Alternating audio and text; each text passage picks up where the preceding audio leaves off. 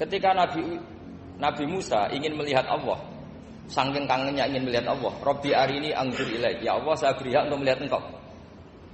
Allah dengan jalalnya gini, Allah itu qadim, superior. Tentu enggak layak tersentuh barang hadis. Barang hadis itu makhluk. Sehingga ketika falam matajalla rabbuhu lil jabali ja'alahu dakka wa kharra Musa sa'iqa. Sehingga enggak levelnya, apapun hebatnya Nabi ini tetap makhluk. Sementara Allah itu qadim. Enggak kuat. Makhluk yang fana ini, yang profan ini enggak kuat. Enggak kuat menampung zat yang qadim, yang superior. Sehingga gunung pun hancur. Nabi Musa pingsan. Tapi ketika Allah dengan Madharul Jamal itu Allah dengan keindahannya, dengan kasih sayangnya, memberi hak makhluknya untuk melihat. Nah di sini ini Allah sering ngendikan wujuhu yauma idzin nadhirah ila rabbiha nadhirah. Nanti ada wajah-wajah yang di surga itu melihat saya, kata Allah. Tapi apakah betul melihat kayak saya melihat dosen, melihat Pak Rektor, melihat teman-teman, itu tidak bisa. Karena Allah itu qadim, sehingga meskipun manusia ahlul jannah melihat Allah, tetap Allah ngendikan la tudrikuhul absar wa huwa yudrikul absar. Karena Allah di balik jamalnya ya punya jalal, di balik jalalnya juga punya jalal. Sehingga selalu di Quran itu diulang beberapa kali supaya proporsional. Nah, kenapa ahli sunnah tetap berkeyakinan Allah bisa dilihat? Logikanya begini. Fa inna kulla maujudin yasihu ayyura. Allah itu zat sing nyata-nyata wujud dan punya eksistensi. Di mana-mana sesuatu yang wujud itu layak untuk bisa dilihat. Lalu pertanyaannya gini, kenapa kita tidak bisa melihat sekarang kok nunggu di akhirat? Karena mata kita sekarang itu profan, fana. Sementara kita setelah di surga, tubuh kita didesain abadi. Ya, saya ulang lagi ya, setelah kita di surga, semua fisik kita ini didesain abadi. Tentu karena desainnya sudah abadi, layak melihat zat yang abadi. Tapi pertanyaannya, kenapa tidak bisa ikhatah, tidak bisa melihat sampai faham la tudrikul absar? Karena abadi kita itu diabadikan. Sebagaimana surga abadinya diabadikan, neraka diabadikan. Sementara Allah abadi dengan dirinya sendiri, yaitu Al-Qayyum, atau dalam bahasa ngajinya qiyamuhu binafsi. Nah, lalu makanya Mu'tazilah itu menentang betul kalau orang di surga bisa melihat Allah. Cara berpikir Mu'tazilah, melihat itu artinya yang dilihat ada arahnya, sementara Allah terbebas dari arah. Tapi kata ahli sunnah, cara berpikir tidak seperti itu. Melihat itu pokoknya tahu. Nah, tahu karena mata itu karena kita ditakdir tahu itu karena mata. Sebetulnya yang menjadikan tahu itu tidak mata. Ya kalau tahu ya tahu saja, bukan harus pakai mata. Itu cara berpikir ahli sunnah wal jamaah. Jadi saya beri ya bocoran. Kenapa madzhab ahli sunnah itu yang dipilih oleh banyak mayoritas di dunia, jumhur itu. Ahli sunnah itu dianggap pikirannya lebih orisinil. Misalnya ahli sunnah kalau ditanya, kenapa kamu melihat? Ya melihat saja. Kenapa kamu mendengar? Ya mendengar saja. Kesannya itu tidak rasional, kayak orang yang nggak pinter itu. Tapi sebetulnya itu yang benar. Jadi cara berpikir ahli sunnah itu melihat itu menjadi tahu. Menjadi tahu itu bisa karena mendengar, bisa karena melihat, bisa karena dikasih tahu, bisa karena bersentuhan. Sebab itu di Quran itu ada ayat ala ya'lamu man khalaqa, bukankah zat yang menciptakan itu menjadi tahu. Sehingga kenapa Allah itu selalu tahu? Karena Allah yang menciptakan. Kalau kamu tahu karena mata, sekali itu jauh, maka kamu tidak melihat. Atau kamu sekarang buta, kamu tidak melihat. Atau tertutupi barang itu, maka kamu tidak melihat. Tapi kalau kamu tahu karena kamu menciptakan, maka akan melihat terus. Misalnya saya ini tukang batu. Saya ingat betul ketika saya bangun Monas, itu polpen saya tak tanam di dalam Monas. Saya ingat betul kalau polpen saya warnanya putih, tak tanam di Monas 2 meter dari pondasi. Setelah saya pulang ke Jogja ditanya, di dalam Monas ada apa? Ada polpen. Posisinya 2 meter dari pondasi. Kenapa saya tahu? Karena saya yang menciptakan. Nah, karena menciptakan ini sehingga tahu saya akan terus menerus. Tapi kalau tahu karena mata, sekali barang itu tertutupi, nggak tahu. Misalnya saya tahu jenengan karena dekat sekali jenengan kemana-mana saya sudah tidak tahu. Tapi kalau saya menaruh sesuatu di tubuh Anda, sehingga kamu kemana-mana tetap tahu bahwa barang itu ada di tubuh. Nanti kalau ada yang protes, tapi bisa saja Gus barang itu dicuri orang kemudian Anda tidak tahu. Yang menjadi tidak tahu karena saya sudah tidak menciptakan suasana itu. Selagi saya yang menciptakan, maka akan tahu terus. Nah, tapi karena Allah ini menciptakan semua yang ada di bumi, maka Allah tahu terus. Sehingga Allah tahu cara bikin kuman. Terus tahu bahwa manusia itu punya kuman, kumannya punya organ, organnya juga punya kuman. Terus gak kebayang. Kamu bayangkan kayak makanya Allah itu kalau cerita sederhana, innallaha la yastahi ayyadriba masalam ma ba'udatan fama fawqaha. Allah itu tidak malu bikin perumpamaan nyamuk, karena nyamuk itu lebih dahsyat timbang gajah. Para pematung itu disuruh bikin gajah masih mampu. Bikinkan patung gajah, mungkin masih sanggup. Tapi kalau tak suruh bikin patung nyamuk, enggak usah bikin hidup, patungnya saja sekecil itu. Padahal nyamuk kecil itu punya organ tubuh. Lalu bikinnya organ tubuh nyamuk itu kayak apa? Organnya punya kuman. Kumannya punya organ. Organnya juga punya kuman. Sehingga orang-orang alim itu baca nyamuk itu lebih jadi ayat Allah ketimbang melihat dinosaurus. Tapi sekarang orang itu nggak tertarik ceritanya. Jadi beda perasaannya orang alim sama orang awam. Kalau orang awam tuh melihat mukjizat kan yang dasar-dasar kayak dinosaurus, gajah. Wow. Kalau orang alim nggak, malah melihat kealiman seperti itu terjaga di umatnya Muhammad, di umatnya Rasulullah Muhammad SAW. Karena ketika umat ini tidak ditunggui para nabi, itu Allah menjamin Muhammad, ulama umatmu nanti punya kemampuan seperti nabi.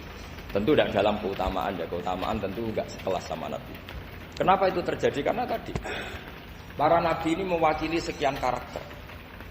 Kalau kita sangat mencintai Indonesia, maka kita akan tegas siapapun yang ingin menghancurkan Indonesia. Itu kira-kira cerminan Nabi Nuh. Kalau kita sangat mencintai Allah, maka kita akan benci sebenci-bencinya sama orang yang mendurhakai. Tapi masalahnya, Allah yang kita cintai itu memaklumatkan diri kalau bersifat Ghafur, pengampun. Jika kalau kita terlalu kasar, ini kan yang kita cintai bersifat Ghafur kok kita kasar. Di sini Nabi Ibrahim. Beliau sangat mangkel sekali sama yang durhaka sama Allah. Tapi kalau mau mangkel gimana? Zat yang mengajarkan itu bersifat Ghafur. Maka kita mau tidak mau, makanya ada riwayat mengatakan takhallaku bi akhlaqillah, kamu bertata krama kayak akhlaknya Allah. Akhirnya ya sudah, kita mau apa coba? Kira-kira kalau kamu mencintai seseorang, itu potensinya kan dua, protektif.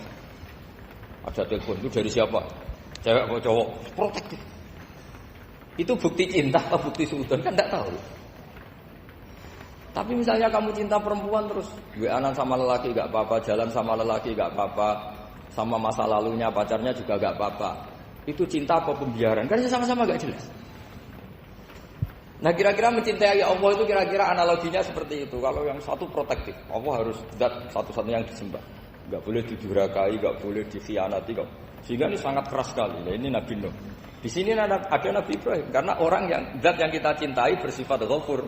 Jika kalau kita terlalu tegas, beda dengan sifatnya Allah yang bersifat Ghafur. Nah umatnya Nabi seperti itu mulai dulu. Ada yang moderat, ada yang keras, ada yang setengah keras, setengah moderat. Ada yang ngambil sikap bahwa udah mangan turu, ngenteni mati. Nah, itu lebih baik itu timbang punya istihad tapi gak jelas, mendingan. Itu ada riwayatnya. Suatu saat ibadah akhir umatku terbaik adalah tidur. Maksudnya tidur itu gak ngambil sikap, masyhur itu. Saya beri riwayat yang ada di Bukhari Muslim. Satakunu fitanun al-qa'id fiya khairun al-qa'im wal-qa'in fiya khairun al-masyi wal-masyi fiya khairun nas-sa'i. Nanti di akhir zaman itu banyak fitnah. Kata Rasulullah, yang duduk lebih baik ketimbang yang berdiri, yang berdiri lebih baik ketimbang yang jalan, yang jalan biasa lebih baik ketimbang yang jalan bergegas. Man tasarrafa laha tastasrifu. Fitnah itu adalah siapa yang terlibat maka akan semakin parah. Sehingga semenjak itu ulama berpikir nanti di akhir zaman kalau ada fitnah, itu sebaiknya orang ngambil sikap sepasif-pasifnya, secuek-cueknya. Jadi semua syurahul hadis sepakat makna hadis ini apa? Orang disuruh sikap secuek-cuek. Misalnya pilihan presiden, contoh kecil pilihan presiden. Mungkin para intelektual nggak merasa, tapi kalau ulama itu cara berpikir beda. Pilihan presiden, kamu fanatik milih A, yang satu fanatik milih B, ya presiden atau bupati atau gubernur. Terus yang satu bilang gini, wah kalau nggak di presiden A, nggak di bupati A, nggak di gubernur A, negara ini rusak. Mungkin betul dari segi jejak rekamnya A ini bagus. Tapi pertanyaannya secara tauhid, bagaimana Anda menggantungkan kesejahteraan sama makhluk? Kamu nggak pernah terusik begitu kan para intelektual? Itu kan melukai. Bagaimana mungkin Anda menggantungkan kesejahteraan dengan seorang makhluk? Wah kalau di presiden A pasti bisa makmur, kalau bupati A pasti Sleman makmur, pasti Bantul makmur. Bagaimana mungkin makhluk yang sedang soleh kamu pastikan selalu soleh? Wong dia makhluk bisa berubah. Sementara yang B misalnya fasik, wah kalau dipimpin B pasti rusak negara. Bagaimana kamu pastikan B yang fasik selalu fasik? Dia aja dia husnul khotimah. Yang fasik pas mimpin jadi soleh, yang soleh pas mimpin jadi fasik. Akhirnya ulama karena tahu sifat manusia itu rubah-rubah dan kendali di tangan Allah, sikapnya nggak jelas. Saya ini termasuk orang yang terkenal nggak jelas. Karena kalau ditanya, Gus sampai pilih presiden mana, bakti mana? Sanut pangeran, sing jadi aku loh jalur. Wah, sanut pangeran yo kacau. Wah, luwe kacau benar sanut pangeran kan. Ini kan sudah nggak sambung karena pikirannya ulama. Memang nggak beda, cara berpikir ulama itu beda. Bahkan bapak saya itu kalau didik saya itu begini. Kalau meseli saya atau ngirim saya dulu itu kan pakai mesel. Ini uang kamu 500.000 untuk kamu. Mesti ditambah 100.000 ini buat jajan sama teman-teman. Mesti ada uang pokok, ada uang sodako. Dulu saya sering tanya, kenapa bapak sangat menghormati teman-teman saya? Kata bapak, kue mondok, aku raiso nyukupi, sini so nyukupi ya konco-konco. Ternyata betul, rata-rata anak kuliah atau anak mondok, uang pribadinya kan 8 hari dari dikirim sudah habis. Berarti kan masih 22 hari kok bisa hidup itu kan baru banyak teman-teman itu. Malah yang agak beling itu 1 hari sudah habis, berarti ada 29 yang bergantung sana sini. Sehingga Nabi dulu cara ngendikan itu unik. Kata Nabi, da'un nasa yarzuqu wahu ba'duhum ba'duh. Manusa barno wae, mbok saling memberi. Ketika ada collab, Medina itu pernah collab. Kalau sekarang pernah defisit. Beberapa pakar ekonomi datang ke Rasulullah, ya Rasulullah, sa'ir, tolong dikasih harga standar. Tapi apa jawabannya Nabi? La tusairu fa inna Allaha huwal musair. Kamu jangan kasih harga, Allah sendiri yang menentukan harga itu. Terus kata Nabi, kenapa engkau begitu ya Rasulullah? Ini negara harus ditentukan harga karena gini-gini. Kata Nabi, saya tidak ingin ketemu Allah dalam keadaan dolim. Tapi ini tentu di teori ilmu modern ini masalah. Tapi menurut orang modern. Tapi kalau menurut ilmu hakikat itu nggak akan masalah. Misalnya, kenapa Nabi tidak menentukan harga dalam keadaan negara seperti itu? Jawabannya pakar-pakar hakikat. Ya saya ulang lagi pakar-pakar hakikat. Begini, misalnya ada orang menimbun supaya nanti harganya mahal. Terus ditimbun terus sampai nunggu harganya mahal. Lama-lama dia sadar kalau timbunannya nggak ada gunanya karena ternyata orang nggak beli. Nah, ketika orang nggak punya kemampuan beli, yang menimbun juga tidak punya uang. Nah, tapi kalau sampean tanya, tapi Gus nak tuku barang pokok kan kita mati karena kehabisan stok. Itu masalah tauhid Anda. Bagaimana mungkin kamu membayangkan seorang makhluk tidak bisa hidup atau nggak dapat rezeki? Nabi itu orang yang sampai ke derajat hakikat, dari nggak pernah bayangkan gitu. Saleh sampean jadi orang yang tauhidnya masalah. Sehingga terus bayangkan, wah kalau negara ini kayak, wah kita makan apa? Kalau negara nggak stabil, wah kita gimana? Itu tidak bisa seperti itu. Dulu ketika kita dijajah Belanda, itu kiai-kiai kita, Mbah Hasyim Asy'ari, Mbah Ahmad Dahlan, mondoknya di Mekah. Sampai alim alamah, dua beliau, Mbah Hasyim sama Mbah Ahmad Dahlan itu ngajinya sama-sama Syekh Khotib Minangkabau. Cuma Mbah Hasyim lebih menekuni ke Syekh Mahfud Termas, yang satu menekuni Syekh Khotib Minangkabau. Jadi dua beliau itu ngaji di guru yang sama. Mbah saya, buyut saya itu ya sudah mondok Mekah. Zaman dijajah Belanda. Sekarang kita agak dijajah, enggak mondok di sana. Buyut saya itu zaman itu sudah haji.